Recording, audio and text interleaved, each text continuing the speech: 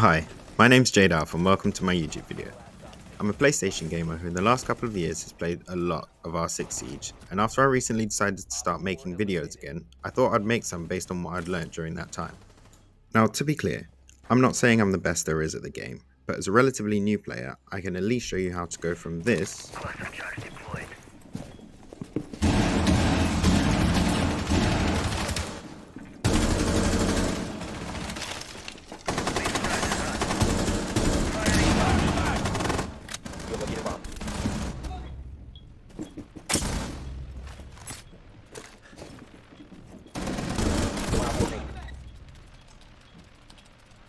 online active. Now I'm panicking. Don't panic. No, I am because... to this. Diffuser is active. Protected at all costs.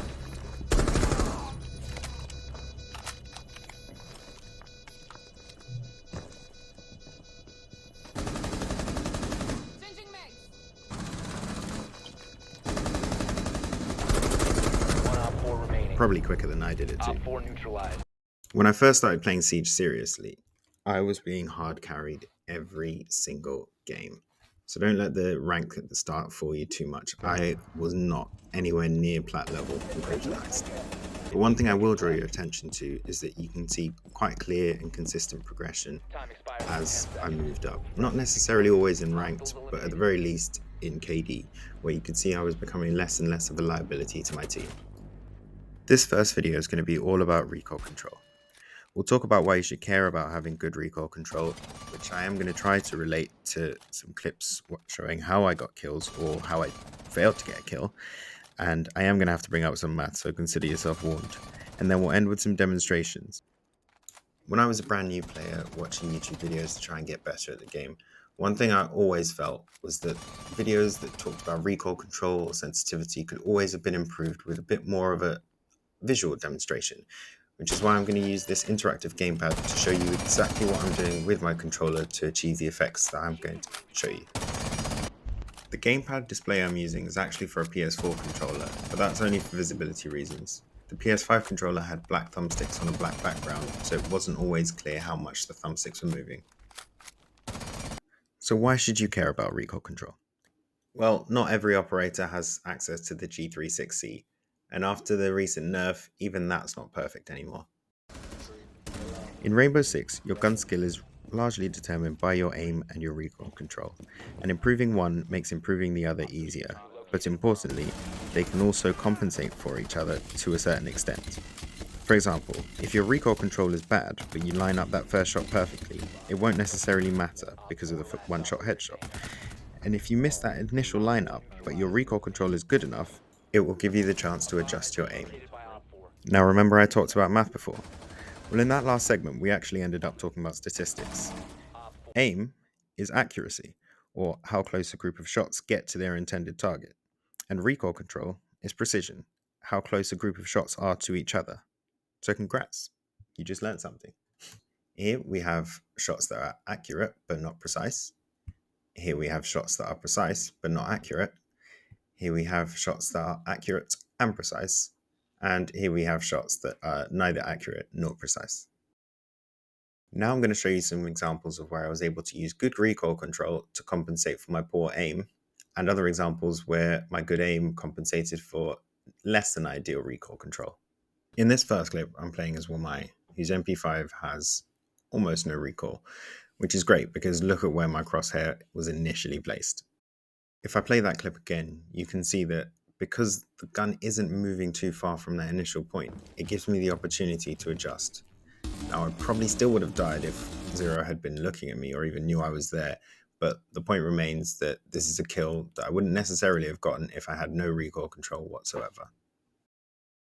Here's a better example. This time I'm playing as Capcan, another great operator choice for someone who doesn't want to deal with too much recoil in a gun. I knew Amara was pushing me because I heard her coming upstairs. That being said, my crosshair placement was abysmal. At best, I'm aiming at head height for crouch level, but again, I heard her come in, I know it's Amaru, she's not going to be crouching down the stairs. It's a bit clearer here that because my recoil control was good and I was able to keep the gun quite steady and aimed at the same location, it was easy for me to adjust to compensate for where Amaru had moved. This next clip is probably the best example that I can show you of how good recoil control can guarantee you kills. It involves doing a thing called pre-firing, which I wouldn't necessarily recommend if you are new to the game, but it is a part of the game, so forewarners forearmed. Op 4 eliminated. Mission I'll success. explain what I did there for anyone who's unfamiliar with how it works. Basically, I knew that guy was round the corner. I knew that at some point he was going to peek me. I effectively guessed that he would most likely peek me standing up.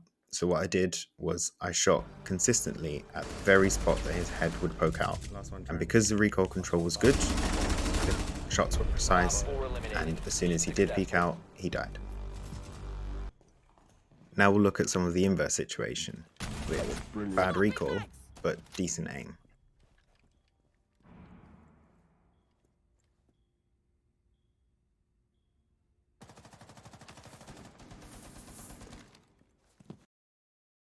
So I think it's the second kill that I get that is quite a good example of what I mean.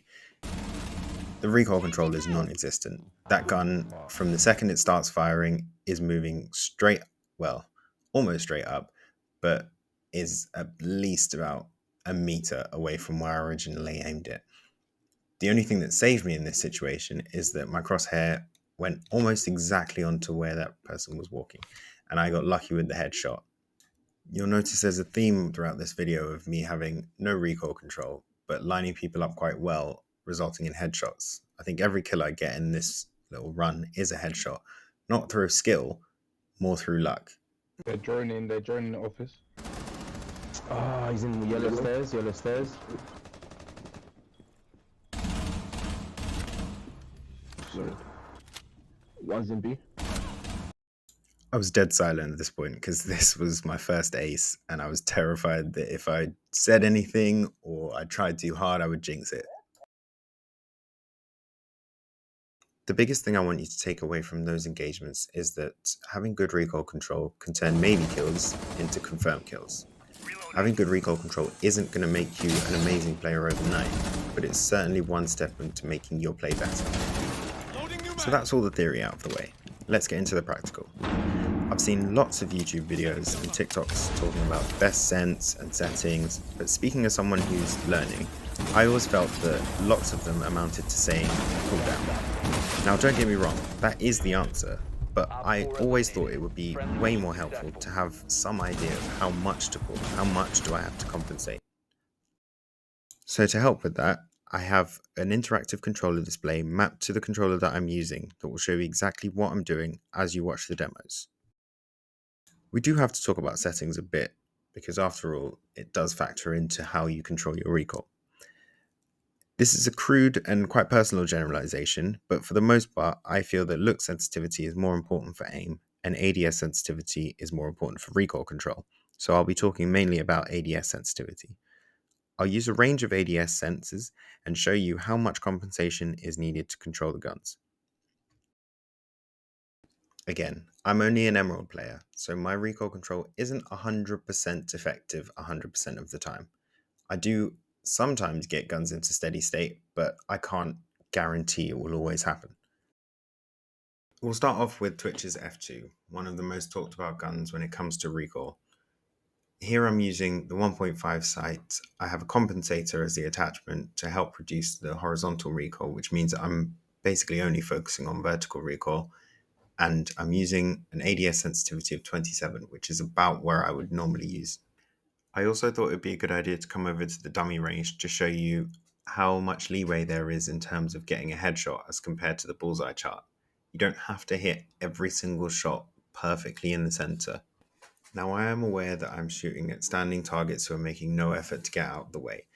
But the point of this video is to help someone who's just learning. And I think this is a good place to start rather than trying to throw yourself in the deep end, trying to perfectly control guns, shooting at moving targets whilst also moving yourself. Now let's see what happens if I lower my ADS sense to something like 10. As you can see, it takes a while to get used to any change in sensitivity, but after a little bit, I do get quite good control of the gun. But look at those thumbsticks. I'm basically pulling all the way down just to keep the gun straight. You can see I'm pulling down so hard that even after I un-ADS, I'm still looking down.